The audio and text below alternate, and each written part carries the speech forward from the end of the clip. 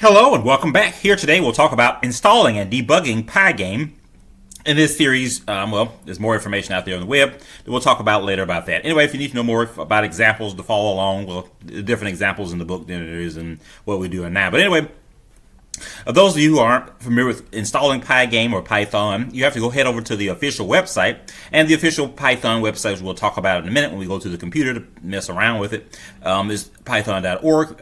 Remember, if you're installing things into an interpreter, you have to have your version of Python.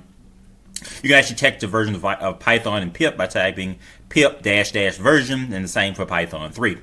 Other things that are, since we're learning Python using Pygame, other things to keep in mind since we create statements, right, for our programs, indentation is very important here.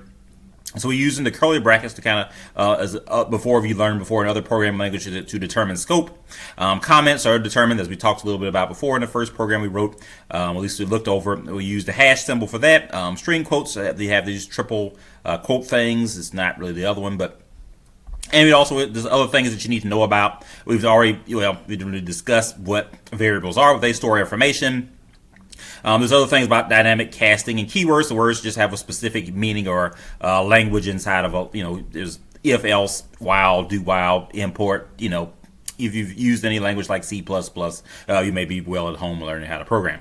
Anyway, what's the hello world program look like in Python? Print hello world, and that's it. Well, if you want to do something outside the terminal, remember that you save these files as a .py extension. You have to head over to the web. So let's hit the web and see what's going on. So anyway, we're at the web here. We're at the python.org website, and there's information news. We're at the terminal here. We're doing things on Linux. So in order to do things in Linux, you have to know some of the commands. So ls lists the drive settings, ll lists things, other things. But anyway, I have other projects and things that I work on. So and other things here. Anyway, so you need sprites that'll do graphical things, and so we'll talk to you about how to do sprites. And there's a book out there that I made. I'll tell people about it because I have other documentation and other things that I work on other platforms out there on the web.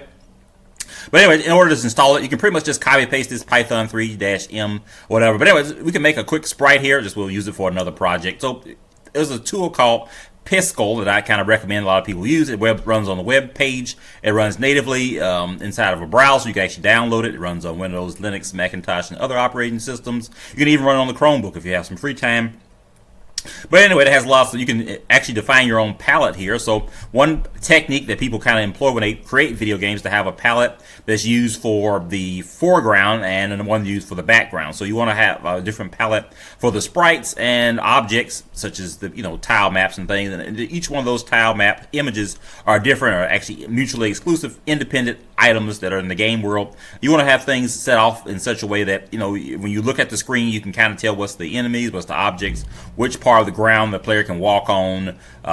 So another thing to do when you define sprites, you probably want to have at least two colors for each color, so you can kind of determine where the object is. Another thing you can do is you can kind of border sprites, put what I call a hard border, a black line around it, or you can kind of have some kind of outlining around the sprite, so that you can kind of define where the sprite would be. You can actually use this tool to make sprite sheets and animations for tile maps. You can actually use other tools we'll talk about later to import sprites and let's edit them. And I usually just draw my own sprites. It's a lot easier that way. Once you draw your own stuff, everyone has their own unique art style. It actually makes your games look a little bit more unique when you draw them yourself. I'm pretty sure you've already played a lot of indie games out there that have a lot of that have millions and millions of sales, because each person has their own way of seeing an image or an object. So we can just call this a power up. You can actually save the files and reload them and take them in. So sometimes there's also some artifacts in these kind of tools too, but it's a free tool. It seems to work pretty well, stable. I've used it for many years now, so for my own sprite sheets and things, for drawing bullets and other stuff. But anyway, you can export it off and put it in your projects. But anyway, in this, hopefully you can get the code somewhere. I'm not really sure where I'm going to put it right now. But anyway, I have a lot of examples that I'm going to go over. We're going to do them independently, one by one. Anyway, we'll talk about, we've installed it, and there's a book here that you can kind of look at different examples that I'll go over a different set of examples, not the ones that are contained in the book. The book, workbook, well, that's what it's the work. It's like a coloring book. You can kind of write notes and kind of follow along with me, and as we talk about things, other tools and systems out there. I have one for Raylib as well, and I'm making one for the Simple Direct Media Layer 3, and I have one for Raylib 5.5 that's out, and all the other ones that's coming out too. There's about 9 books coming out. Not all of them. Some of them are color books. Some of them are computer graphics books using Vulkan. If you follow me on the other platforms out there, you know I work pretty fast. So, but anyway, I'm pretty sure you've probably hit my design analysis of algorithms course. It's pretty high ranked right now too. But anyway, there's some information there. I have some information on how to install stuff. There's some quick tutorials how to draw sprite sheets, and it's just some documentation that you'll need. The Pygame was developed using the subdirect media layer, so I had to do different ones so I could, you have to learn one to use the other one, sort of. It makes it a little easier once you get, once you learn how to use one of the, there's some questions in the back, and there's some information.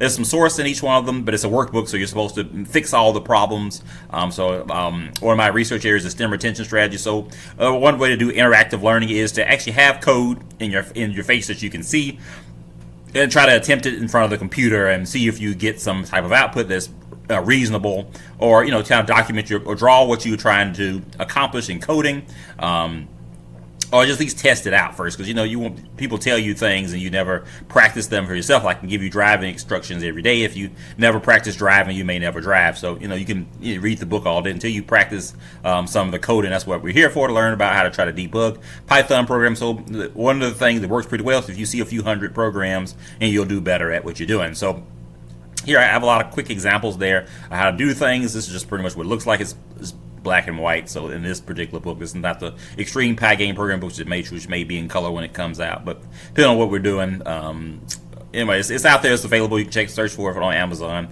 But anyway, we'll talk about in this course series of how to get things working fast using Python and Raylib and the other libraries. I'll try to cover all of them.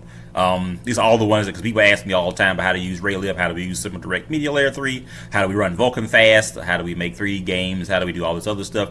Anyway, when I get around to doing Raylib, hopefully you can catch my Raylib series when it comes out. It'll be just like this one on the other platforms and things out there.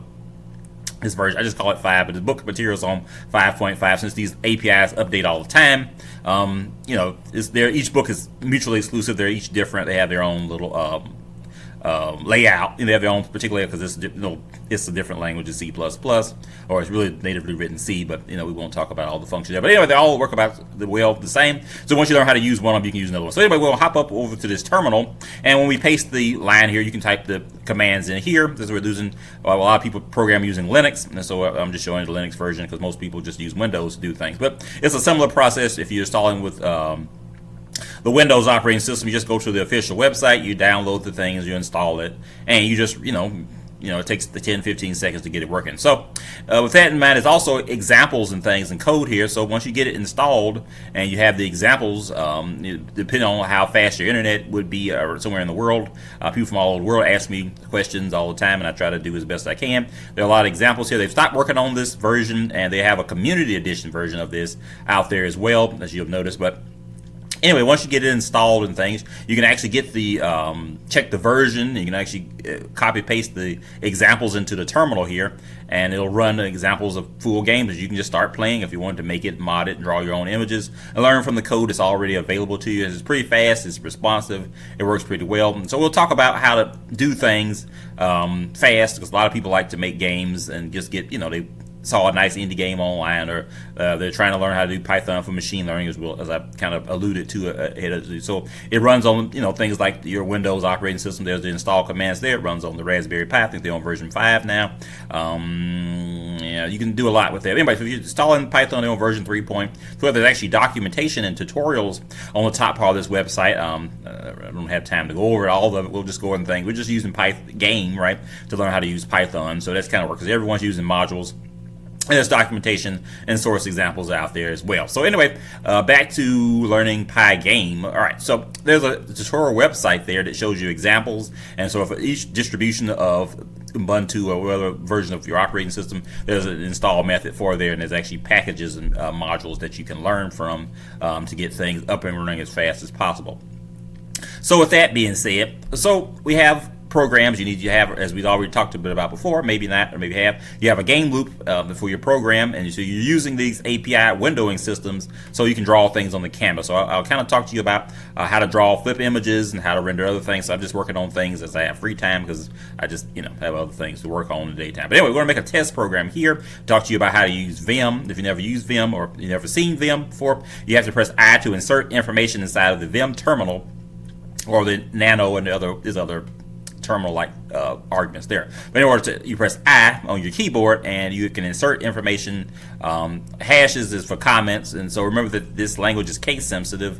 So import Pygame, that whatever, it's supposed to be lowercase. We'll just keep a capital here, and then you press WQ or W whatever. There's commands that I usually have more documentation somewhere, but to I usually program without the help. So, but anyway, you press WQ, WQ, and that'll save the game to somewhere, and then it saves and exits. So there's a lot of commands out there. People like to use this. You can actually set up some systems in such a way that you can make this terminal window intelligently. You can split the page, and so learning Vim is a nice, important skill that people need to know how to do in case you're trying to make games or working somewhere. But anyway, in order to compile things in Linux, it's much easier. You just type Python 3, you paste it there, and you press enter, and it'll run your program. So if there's an error, it'll show up. It'll show you the line number on line 6. There's some syntax error things. So syntax is just the language.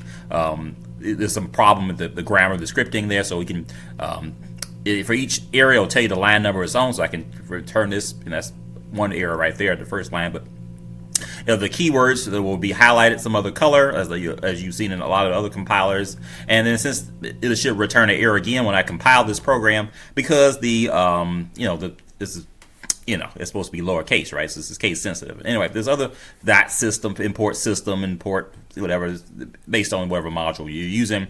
There are a lot of, even if you've never not familiar with how versatile Python is, Python's also used for search engines and other systems as well. So with that being said, we can actually, I have a lot of programs and things that I kind of work on when I jump around to do things. But anyways, let's take a look inside the book, and we'll just scroll around and show you what's in it, just to kind of, we have time to do this. But there's Hello World programs in here, but it's a broken Hello World program. There's a bubble sort, you need to be able to sort, search, and I have a video course series on that too. People seem to like it, no one ever joins, but that's just how these things go.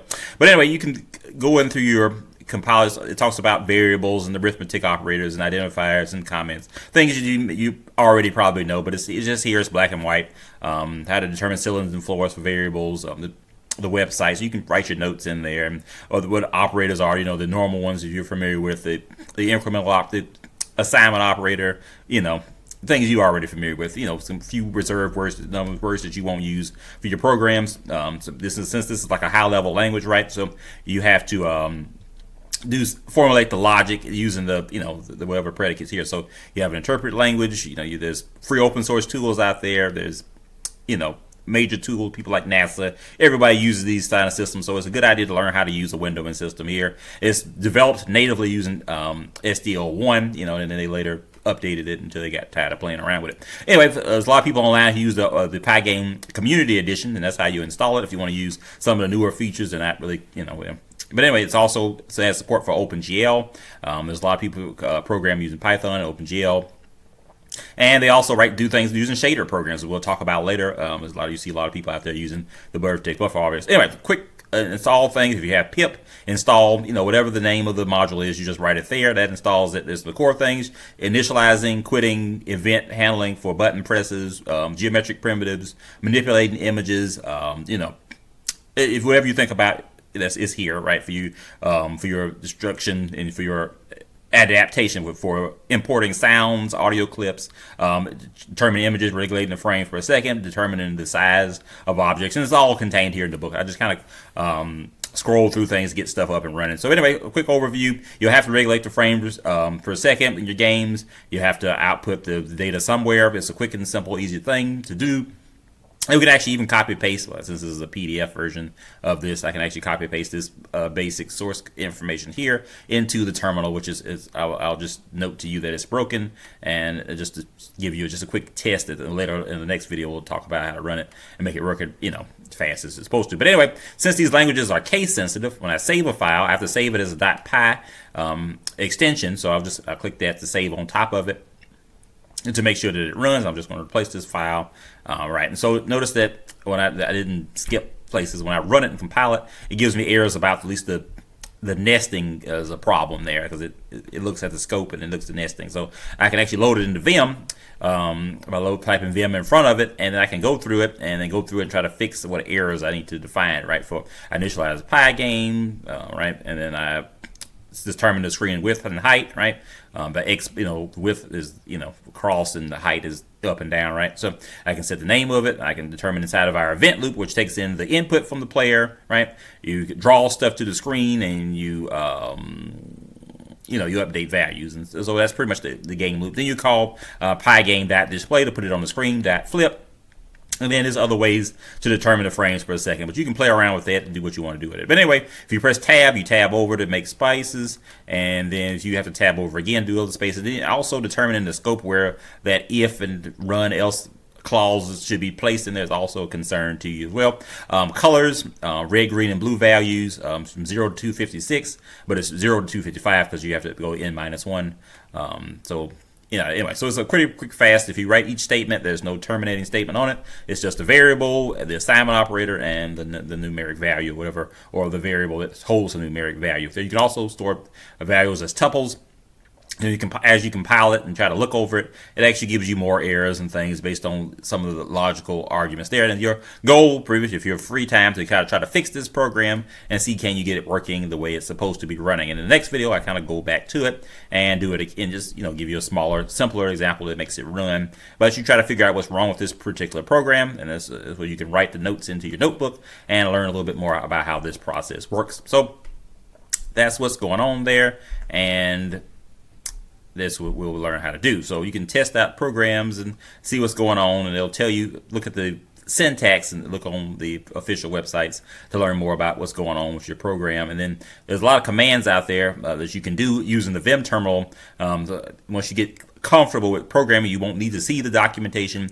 You will not need to look at over other examples. You'll have enough experience from practicing it and writing your own code and things, and so you'll be a bit more comfortable coding up particular processes and using Python and other APIs. We'll talk about other APIs out there in a bit, about using other systems, how to change variables and how to manipulate code a little bit faster as we progress in this series. And so if you have any comments or questions, you can put it down there below, and I'll talk to you about whatever kind of game we can make. Or if you want to make some other kind of game process or project that you like to see, we can work on that as well. I'm not really sure what people want to do, so we'll just kind of go over things individually. And so I will catch you in a minute, and we'll talk more about using Pygame.